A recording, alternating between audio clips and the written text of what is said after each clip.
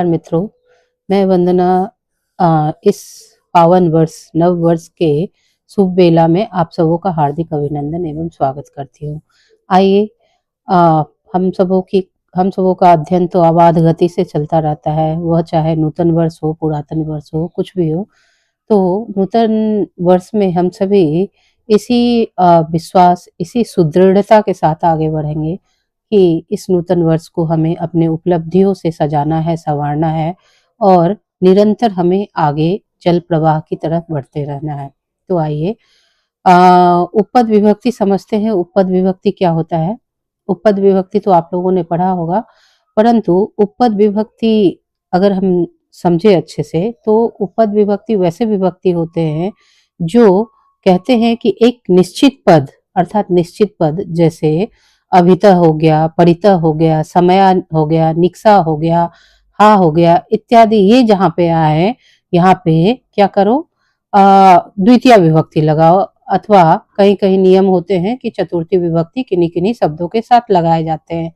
तो जो पद किसी विशेष नियम से बंधे हुए होते हैं कि हम जैसे शब्द आए तो आप द्वितीय विभक्ति लगाओ, ऐसे ही जहाँ फिक्स रूल्स होते हैं जिस पद के साथ, उसे ही हम लोग क्या कहते हैं?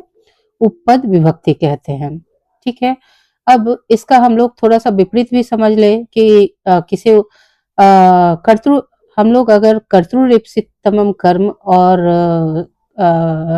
इत्यादि सूत्रों को देखें तो इप्सित अनिप्सित यहाँ पे कोई फिक्स पद नहीं है। यहाँ पे हरि भी आ सकता है, तृण भी आ सकता है, कुछ दूसरे दूसरे शब्द भी आ सकते हैं, परंतु एक फिक्स शब्द नहीं माना गया है, एक निश्चित शब्द नहीं माना गया है कि अभितः ही आए, परितः ही आए, समय ही आए, निक्सा ही आए।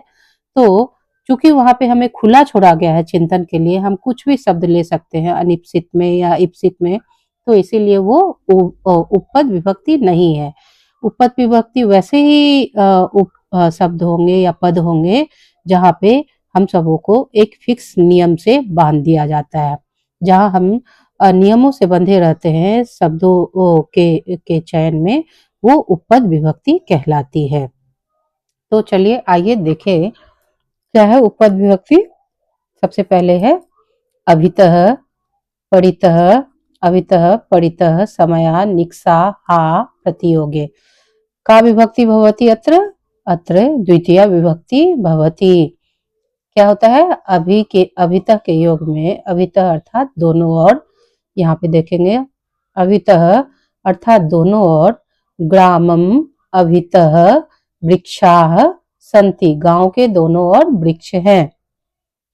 तो गांव के दोनों ओर ग्रामस्य अभितः, ये शब्द भी बन सकते थे अगर हम विभक्ति के चयन में फ्री होते तो। ठीक है।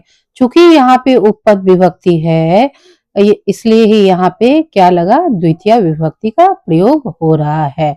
नहीं तो गांव के विभक्ति आ रही है, के में तो हम षष्ठी लगा सकते थे, लेकिन नहीं, चूंकि यहाँ अभितः है, दोनों ओर है, और कहा गया है कि उपपद विभक्ति के साथ हमें द्वितीय ही लगानी है, तो अभितः क्या है? उपपद विभक्ति, उपपद शब्द है, उपपद है, उपपद है, इसीलिए यहाँ पे द्वितीय विभक्ति लगी। अब परितः, परितः भी यहाँ नियम में दे दिया गया है। परितः में भी हम लोग फिक्स पद से बने हुए हैं, इसीलिए हम लोग यहाँ भी द्वितीय विभक्ति लगाएंगे। विद्यालयम परितः उद्यानम अस्ति, विद्यालय के चारों ओर उद्यान है। ठीक है। नहीं तो विद्यालय के आया, के में तो हम षष्ठी लगा सकते थे ना, लेकिन नहीं, चूंकि यहाँ उपपद विभक्ति है, इसीलिए उपपद अर्थात परितः जो है वो उपपद है, इसीलिए हम लोग यहाँ पे द्वितीय विभक्ति लगाएं। अब समया और निक्सा दोनों का क्या होता है? समया का समक्ष या पास, निक्सा का निकट, पास, दोनों का अर्थ यही होता है। तो इससे कैसे हम समझेंगे? लंकाम निक्सा सागरः, लंका के निकट क्या है? लंका के पास सागर है। अब लंकाम में किसके पास, किसके पास, किसकी ओर, किसके तरफ, ये सब जब हम प्रश्न पूछते हैं और जो उत्तर मिलता है हमको, हम उसी में द्वितीय विभक्ति लगाते हैं। तो किसके पास सागर है, किसके समक्ष सागर है? तो लंका के समक्ष सागर है, तो लंकाम में हम क्या कर दिए, द्वितीय विभक्ति लगा दिए। विद्यालय में पढ़िता है तो किसके पढ़िता, किसके, जिसके पढ़िता है, जिसके अभित है, या जिसके समक्ष है, या जिसके योग जिसकी ओर जा रहे हैं, प्रश्न का उत्तर जो रहेगा उसके योग में हम लोग क्या लगा देंगे, द्वितीय विभक्ति लगा देंगे। तो क्या कह रहा है, लंकाम निकषा सागर अस्ति, किसके निकट सागर है, तो लंका के निकट सागर है। ठीक है। अब देखिए प्रति, प्रति मतलब की ओर, सागर की ओर, घर की ओर, विद्यालय की ओर, मार्ग की ओर, जिसकी ओर जाते हैं। ठीक है, जिसके तरफ जाते हैं, की ओर अर्थात की तरफ, विद्यालय के तरफ, विद्यालय की ओर, यह मार्ग विद्यालय के तरफ जाता है। यह जो ये जो सागर है वो किधर जाता है, ये गंगा की ओर जाती है। तो कुछ भी अगर प्रति अर्थात की ओर, किसकी ओर, तो सह नगरम प्रति, वह नगर की ओर जाता है, गच्छति, तो किसकी ओर जाता है, तो नगर की ओर। क्या उत्तर मिल रहा है, नगर। तो नगर में हमने क्या लगा दिया, द्वितीय विभक्ति लगा दिया। ठीक है। धिक, किसको धिक्कार है, किसके लिए धिक्कार है, किसको धिक्कार है, प्रश्न पूछने पे जो उत्तर आता है तो देश द्रोहिणम अर्थात जो देश द्रोही होते हैं उसके लिए धिक्कार है। तो किसके लिए धिक्कार है, देश द्रोहियों के लिए धिक्कार है। तो देश द्रोही में हमने यहाँ पे द्वितीय विभक्ति लगा दिया। ठीक है। अब द्वितीय विभक्ति मुझे लग रहा है उपपद विभक्ति भी स्पष्ट हो रही हो। उपपद विभक्ति एक विभक्ति है जो फिक्स है और वो आने पे, कुछ शब्द हैं जो आने पे हमें द्वितीय विभक्ति का प्रयोग करना पड़ता है, तो वही उपपद विभक्ति होते हैं। अन्य जो विभक्तियां हैं वहां पे शब्दों का चयन या पद का कोई फिक्सेशन नहीं होता है कि ये पद ही आएंगे तभी हम लगाएंगे। मुझे लगता है ये स्पष्ट हो गया होगा आप सबों को। तो आइए हम और कुछ अब धिक्कार, देशद्रोही नम धिक्कार, ये तो हमने समझ लिया। बिना अर्थात विदाउट। ठीक है, बिना, जल के बिना जीवन नहीं है। किसके बिना जीवन नहीं है, प्रश्न पूछिए, उत्तर क्या मिल रहा है आपको, किसके बिना जीवन नहीं है, तो जल के बिना जीवन नहीं है। तो जलम में द्वितीय विभक्ति हम यहाँ लगाएंगे, जलम बिना जीवनम नास्ति। ठीक है, भोजनम बिना जीवनम नास्ति, व्यायाम एक्सरसाइज के बिना जीवन नहीं है। तो इसका कैसे बनाएंगे बताइए। और देखिए उसके बाद क्या आता है, अंतरा, अंतरा अर्थात बीच में, हमारे तुम्हारे अंतर में क्या है, पुस्तक है। तो यहाँ पे देखिए इस उदाहरण से, त्वाम माम च अंतरा हरि, तुम्हारे और मेरे बीच में हरि है। कौन है, हरि है।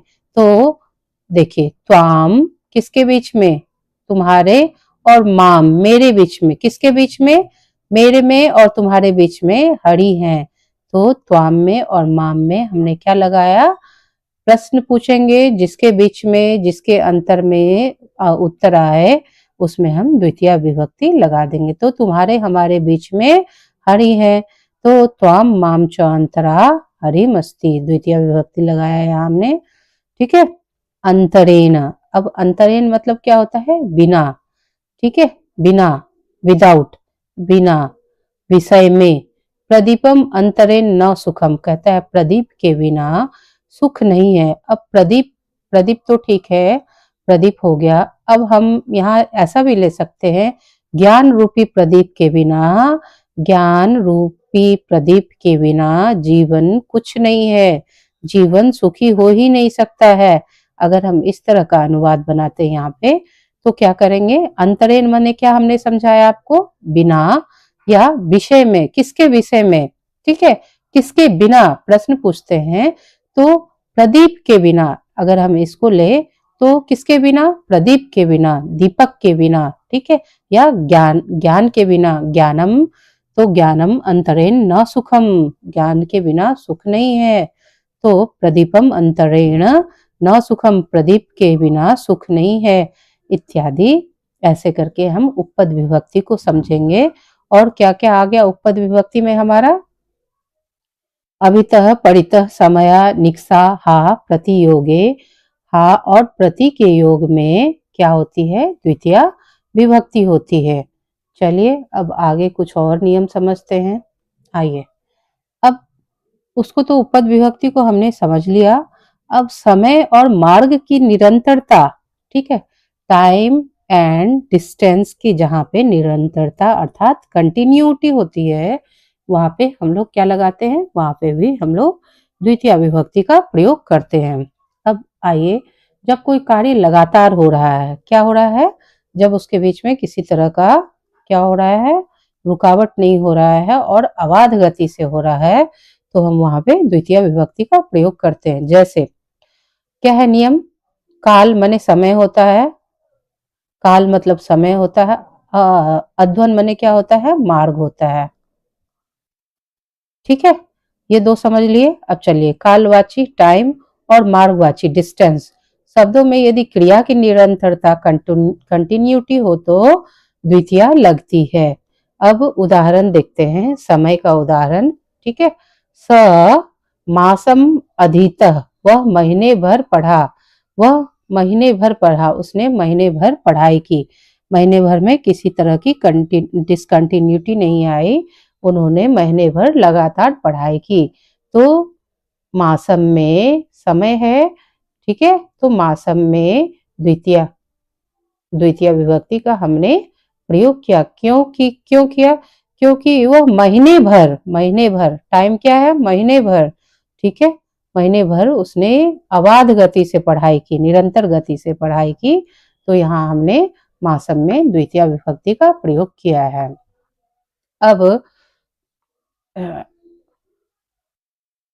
अब ये तो समय हो गया, समय और मार्गवाची, अध्वन माने मार्ग। तो कोसम कुटिला नदी, नदी एक कोस तक, ठीक है, एक कोस डिस्टेंस होता है ना, तो कोसम कुटिला नदी, कुटिला माने क्या होती है, क्या होता है, टेढ़ा मेढ़ा, टेढ़ा, अच्छा,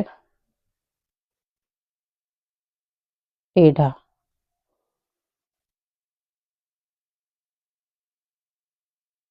टेढ़ा मेढ़ा, ठीक है।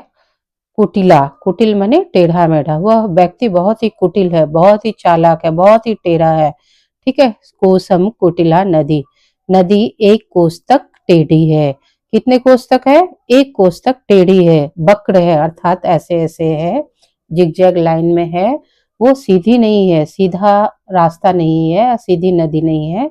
तो इसलिए कोसम क्या समय, क्या दूरी क्या बता रहा, एक कोस तक, तो कोस में हमने यहाँ पे द्वितीय विभक्ति लगा दिया, एक कोस।